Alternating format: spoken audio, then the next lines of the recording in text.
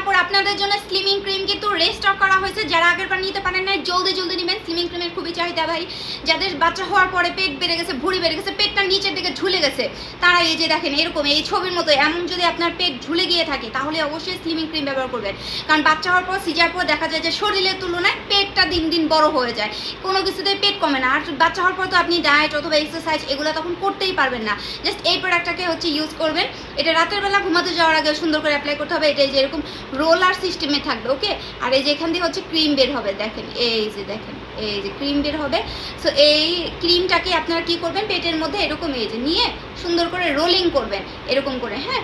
এটা আপনার পেটটাকে টান টান করবে, টাইট করবে। আর এই যে যাদের ডাবল চিন বেড়ে যায়, ফেসের নিচে ঝুলে গেছে, তারা এই যে এটা রোলিং সিস্টেম করে অ্যাপ্লাই করবেন এরকম করে সুন্দর করে, দেখছেন জাস্ট এই যেমন করে একটা টান মারবেন সুন্দর এই রকমের আপনার ডাবল চিনটাকে একদম দূর করে দেবে।